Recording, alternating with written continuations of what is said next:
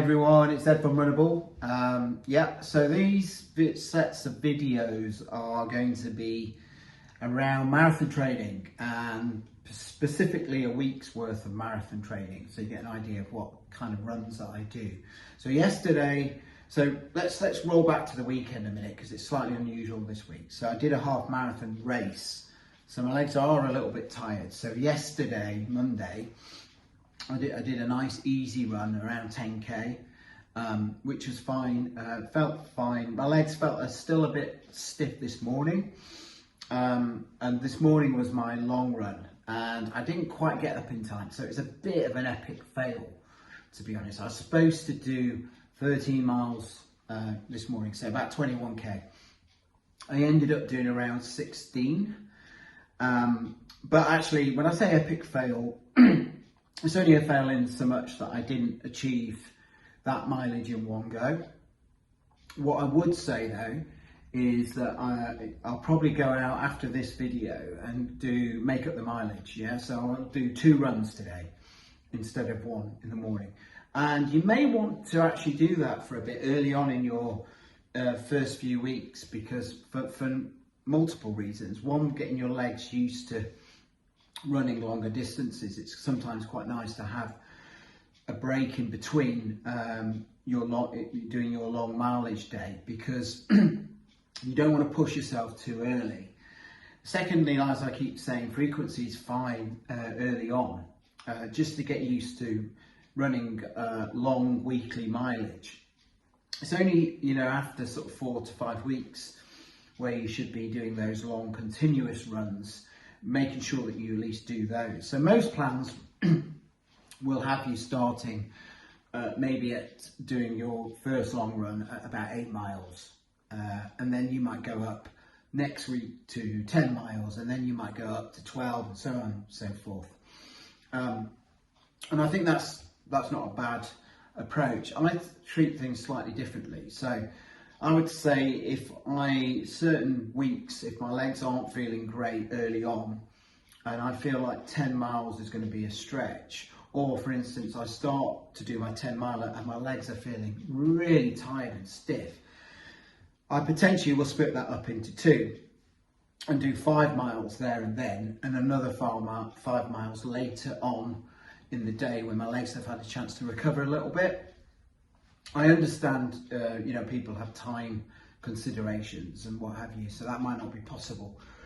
But sometimes it's better just to get it out of the way all in one go, but not at the risk of injury. And early on in your marathon trainings, you are risking your injury more than actually at any time, particularly if you're new to running, because your body's not used to it. So most plans will allow for that and build up mileage slowly and steadily, but still, a lot of us are enthusiastic and we get carried away and we do a bit much too quickly.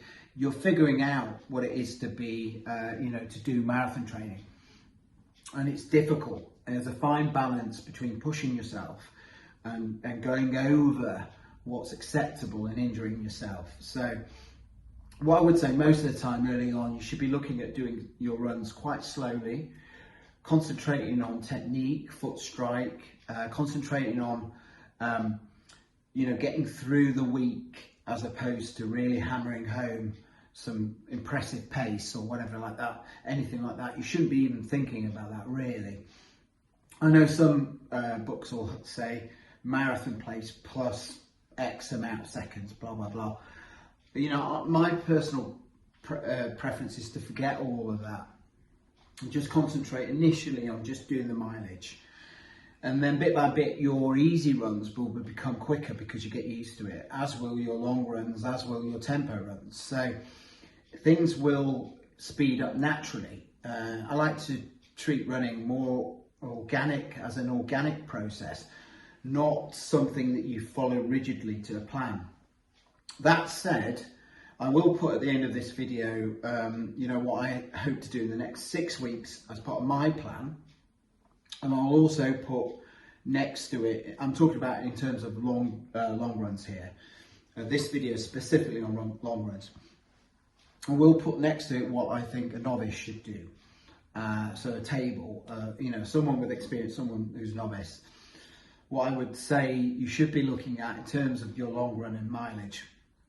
But whether you do that in one big go, each long run, or whether you split them up throughout the day into smaller segments, that's fine. While you're getting used to running, or while you're getting back into the swing, it's perfectly fine to split up your long run into into several runs. Ideally, not more than 2, but maybe 3 is fine as well. So going back to my run this morning, it was a bit of an epic fail by my standards, in the sense that I wasn't really with it. I had a birthday celebration last night, so I didn't get up in time. So already I was fighting against the clock.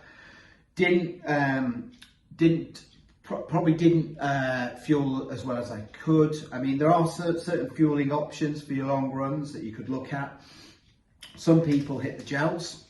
So here's an example of the Morton gels. You've got the caffeine one, which is nice. I prefer to take this in races towards the end of a race to give me that final push.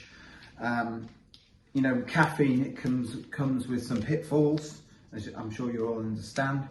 So I don't like to take these early on in a race. Just I want to be careful that I don't have to visit the toilet because of this, right? Same with your long runs. I wouldn't necessarily take one of these.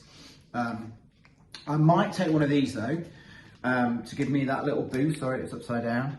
So this is the Morton gel, non-caffeine gel, to give me that bit of energy, those carbs that I need when I'm out there.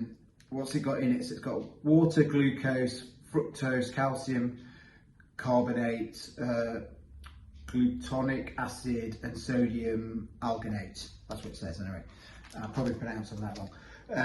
But I do know it gives you that nice energy boost that you might need in your long run. So I didn't take this morning. All I had was a smoothie, a fruit juice rather, of 2 bananas, some blackberries and some raspberries, and I had some electrolytes. Actually, I haven't got the let me just find these electrolytes. So I had one electrolyte, and these precision electrolytes I find are the best. Get these on Amazon. I prefer the 1000 one. You get a nice dose of electrolytes at that level, plus it's the orange version, which I prefer. I find these are great. Out of all the electrolytes I've tried, I compare this to the Cis electrolytes. This is much better. Stops any kind of cramping and things like that for me. So that's another option. I had one of these in a pint of water in the morning, or first thing when I get up.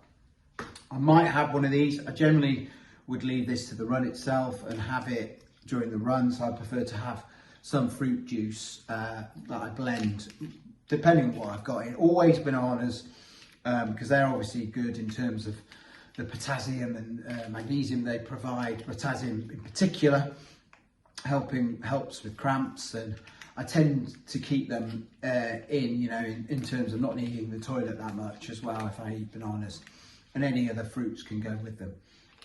And then one thing that I actually do start to have before my long runs, and you might want to do this from the off. They're quite expensive, but they are very good.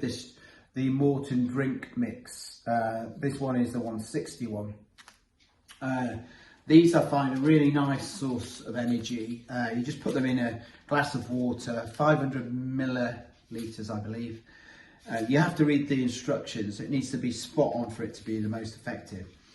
And you do feel the benefit of having this. It protects you, gives you those energy levels, fills your body with the nutrients it needs to take on these long runs. I didn't have one of these this morning.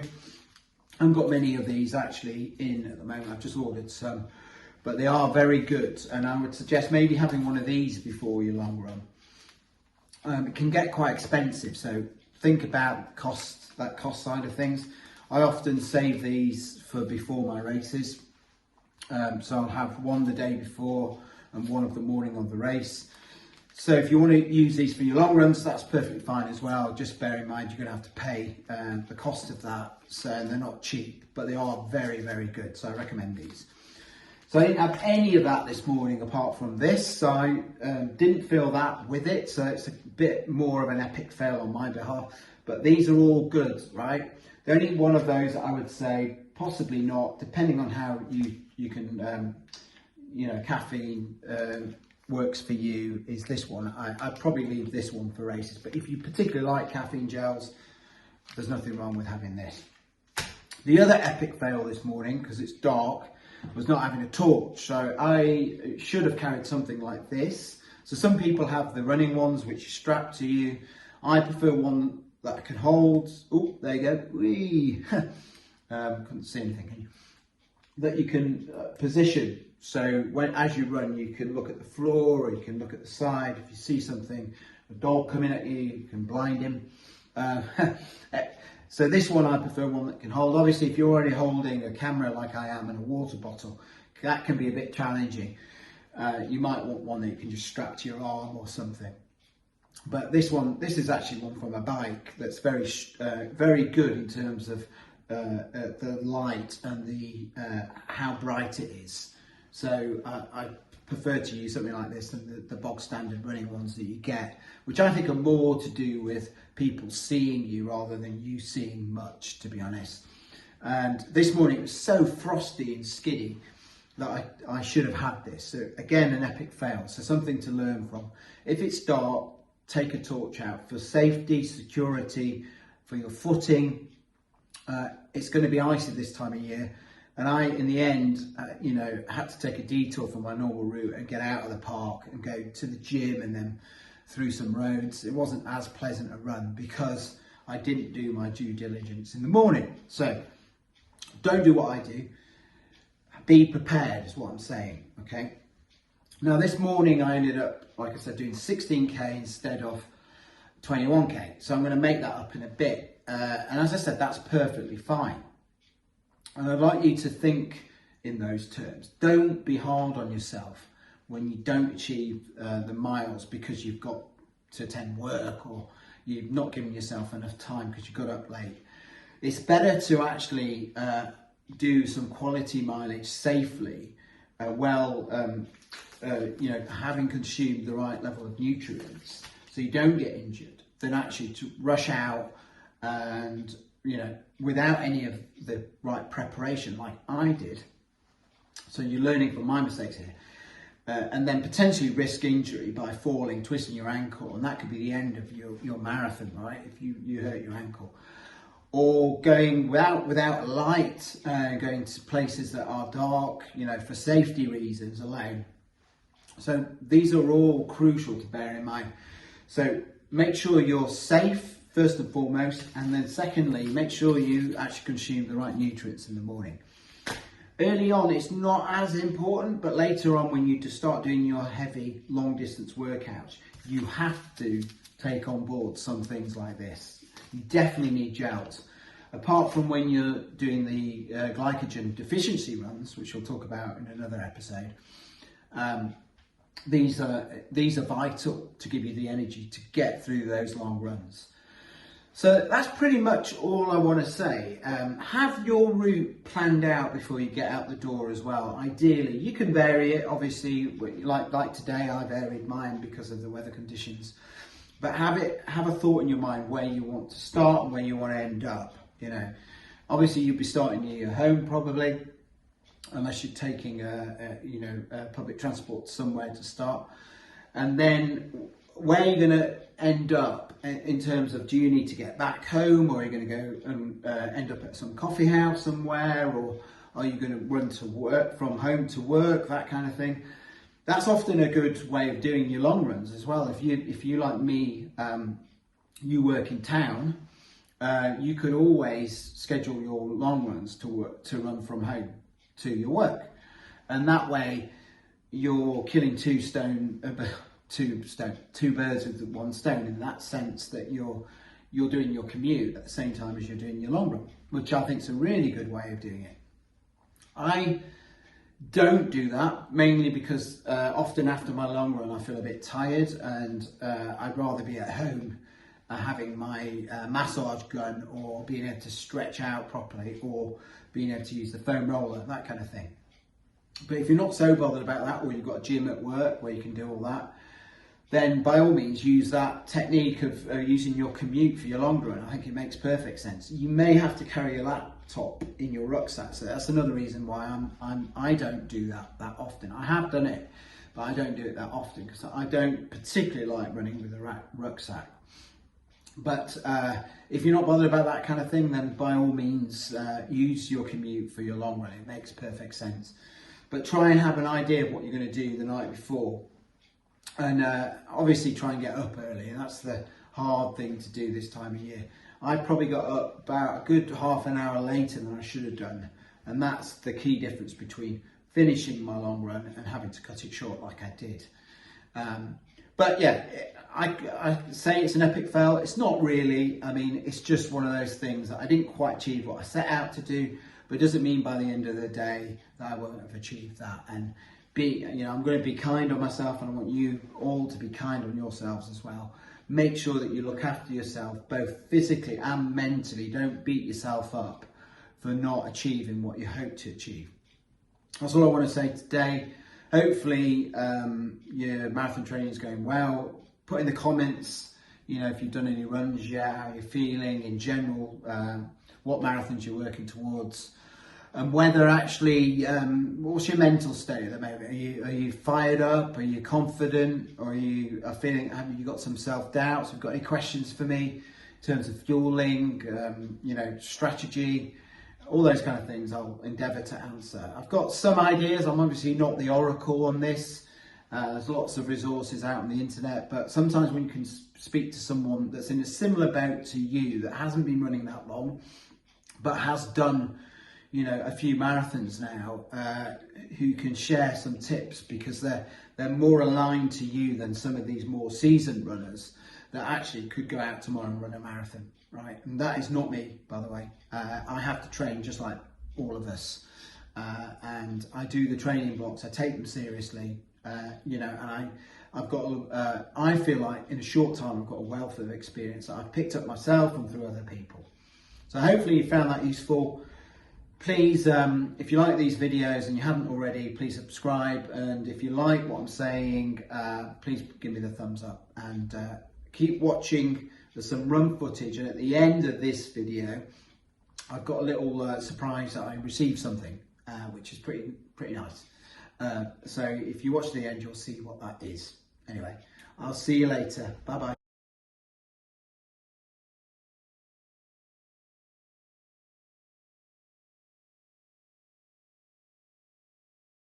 Hi everyone, it's Ed from Runnable. It's about 6:49.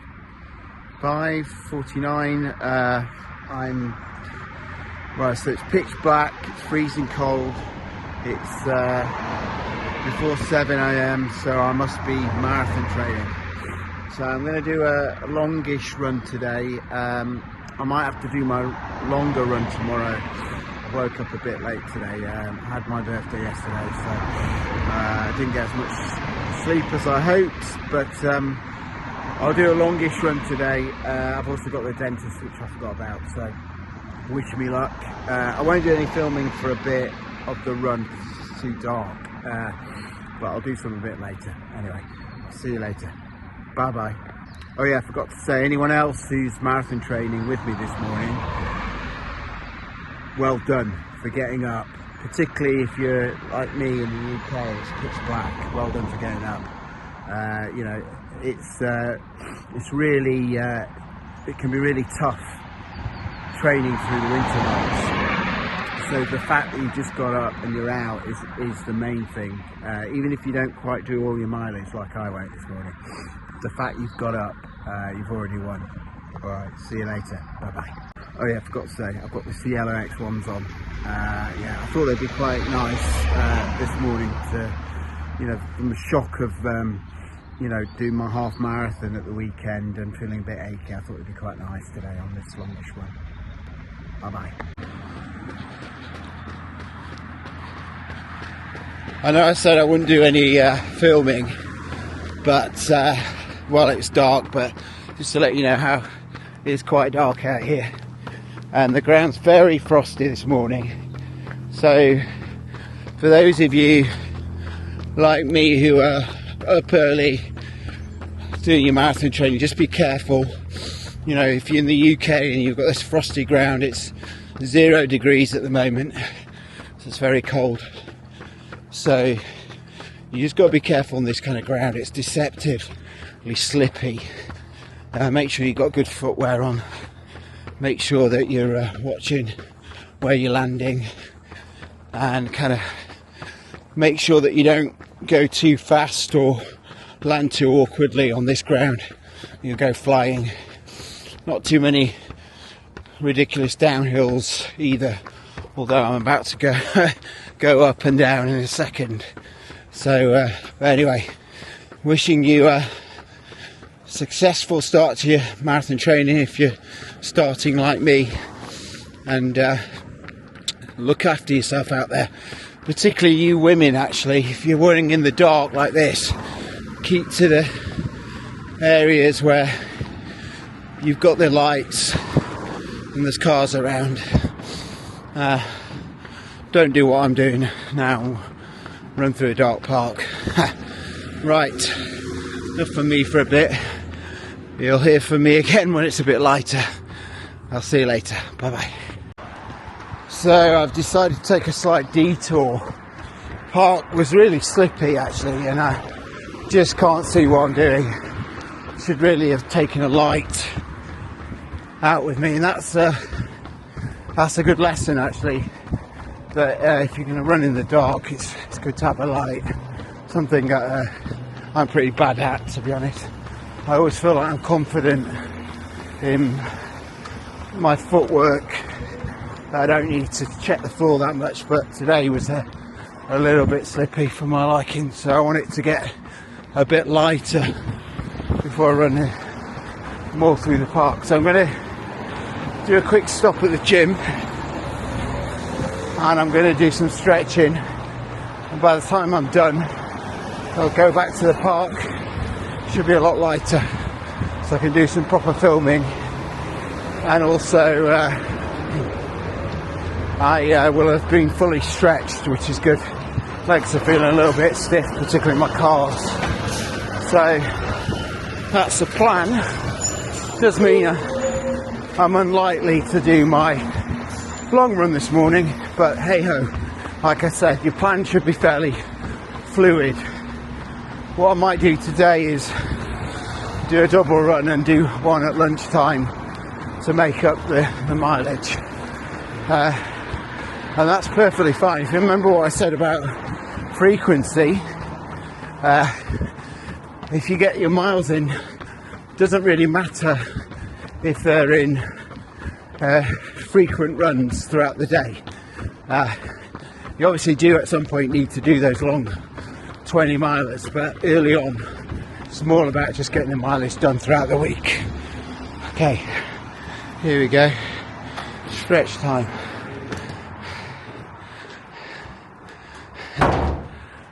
You know it, every step counts.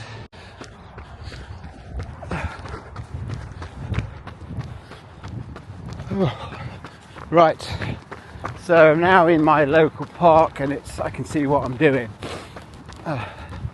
The light isn't so much of an issue. It's freezing cold, mind you, and it's pretty waterlogged and icy out here.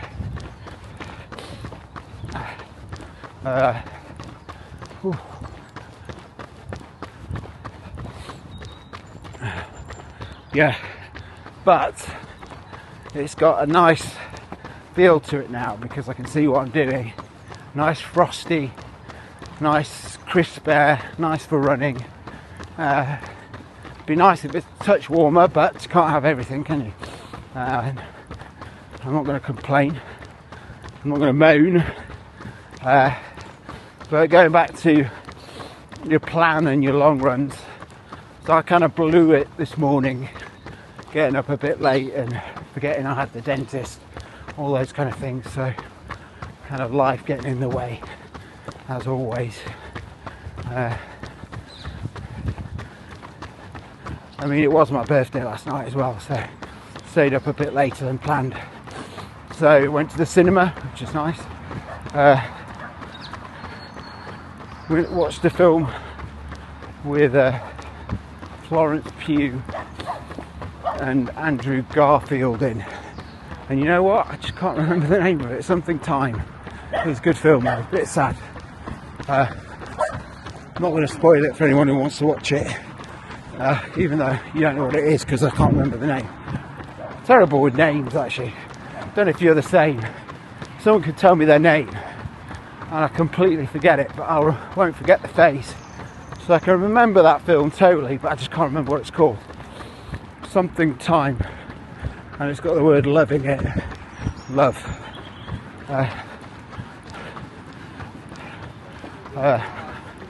Time for love. Who knows? I don't think it's that.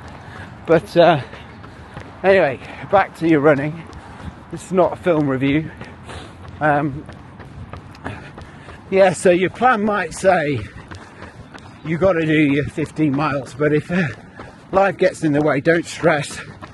You've got a few options. You can break the plan up, break the run up into smaller segments and just get it done throughout the day. I've done that quite often and it works. Trust me, you don't have to be obsessed with getting the full miles in continuously. There are other options, or you can just put it off to the next day to move things around a bit, and that's perfectly fine as well. You don't have to stick religiously to your plan. It's a framework, it's a guide, right? Obviously it's better if you can, but remember, there'll be times when there's no way you can. You're ill or work commitments, you know, you're flying, you're meant to be doing a long run. It's not going to happen, is it? You're not going to do it on the plane.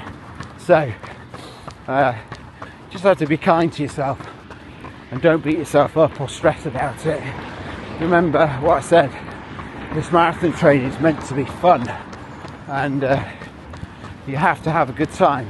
Treat it like it's fun.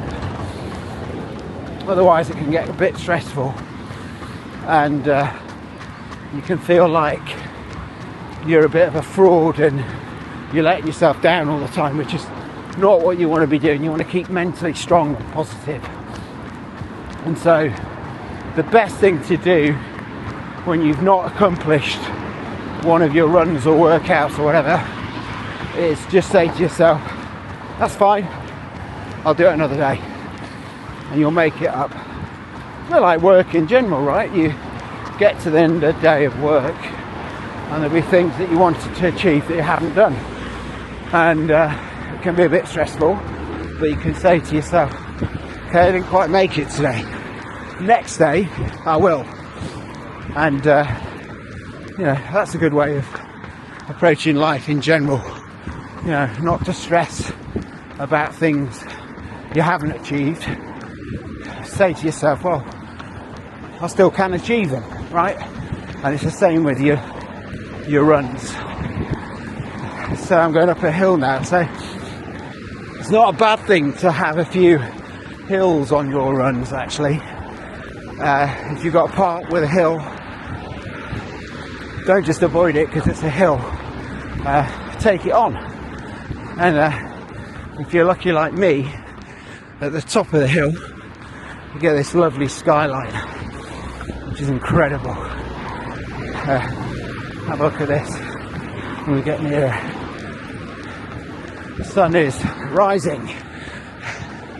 Say sun rises in the east, it must be looking east then, right?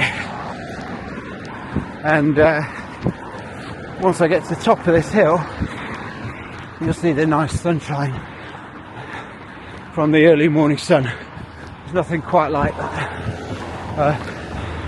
Beautiful. Sunsets are lovely as well, aren't they? Let's be honest. So, right, here we go. I can definitely feel my legs from that half marathon, that's for sure. I feel a bit tight, so maybe not a bad thing doing my long run tomorrow. There's the kids going to school now.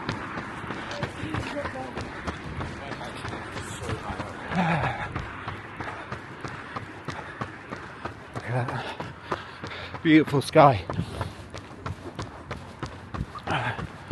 Ooh. So the other thing obviously is looking at your overall weekly mileage early on. It's good to try and keep up with that, but again, try not to stress about that either. If you have a down week, try and make it up the next week. Don't go too crazy though. You don't want to increase your mileage from one week to another too severely. You can maybe make it up over a few weeks. But it's not an exact science training for a marathon, right? I know some people who train obsessively, do lots and lots of long miles, and then when they get to the marathon, they're so tired they can't actually perform on the day. And I know other people who never get over 40 miles like I did with my first marathon, and on the day somehow pull it out of the bag. You know, just kind of do the run to their maximum, and okay, by the end they're not feeling great like I wasn't, but I got it done. So it's possible, even on low mileage, to kind of get a decent marathon time. But what I do know, having run a few now, is it's definitely better to do it on higher mileage. And when I mean higher mileage, I mean like somewhere around 60 kind of to 80 miles per week by the end. Not necessarily as an average, but by the end, if you're averaging somewhere between 60 and 80, that's pretty good. So someone once told me 70 is the magic number, and you know, I don't necessarily disagree with them. There are other schools of thought, like there are other YouTubers who obsess about mileage, and you know, they say that you should try and do really long runs and double runs and what have you, and that is good if you can, but it's about circumstance and it's about who you are. And you know, if you're a young guy who's from an athletics background, then it might be easier to do that. Well, it will be easier to do that than someone who's older, who's been out the game for a while and is coming back trying to do their first marathon. So it's all different, everyone's different. So when you listen to people, including myself, don't necessarily just follow what they say. Have your own counsel. Take the best bits, what you believe are the best bits of what they say. Ooh. It's a bit tricky. And do what's right for you. But use them as something to start you thinking about what you should be doing. Yeah, so use advice. So like when I mention ice baths, and I know David in Australia is not too keen. I'm not saying you have to do ice baths. I'm saying that's helped me. So don't worry, David. I'm not telling you you don't have to do an ice bath. In fact, if you don't want to do an ice bath, don't do it. I wouldn't put you through that, mate. But it has helped me because it's really helped my muscles the next day. And tonight I'll have an ice bath, there's no doubt about it, because I'll need to. And it'll really help my muscles recover and getting a good night's sleep. But if you gave me a choice, sleep or an ice bath, sleep wins every day of the week, right? So if you have to pick one, so there you go, David. If you have to pick one, sleep. Go with sleep. That's where your body recovers. It's your time for your body and mind to heal from the exertions of the day before, or the days before even. And if you don't get sleep, your body and mind starts to break down, as you know, and it can be a bit of a nightmare. So again, don't stress over not getting a good sleep, because there'll be some times when you won't. There'll be some days where you get terrible sleep. You can function. I mean, after my accident, I remember only getting 2 hours of sleep because my back was broken and my leg was broken. I couldn't get comfy in bed and I was on loads of painkillers, and I survived on 2 hours, around 2 hours, and had to work. I got through it. So you can get through it, but the ideal is to get you 6 to 8 hours sleep, ideally 8, and then you'll feel much better. Anyway, some thoughts for you. Talk a bit more about sleep another day. But long runs, like I said, very important, but don't stress too much. They're one of the runs where a lot of people stress about them because they're a bit fearful of doing them and also finding the time to do them. So be creative if you're struggling to find time. Run in between school drop-offs, taking your kids to football, lunchtime at work, all these opportunities to get a quick run in and build that mileage up for the week. Before you know it, you'll be feeling much better about yourself. And on that positive note, I'm going to finish. I'll see you later. Bye bye. So all this water here, sorry, it's me again. All this water here this is normally grass. If you have a look, it looks like a lake and all the ducks are now on it, but it's normally just a bit part of the field here. So that shows how much rain has come down recently.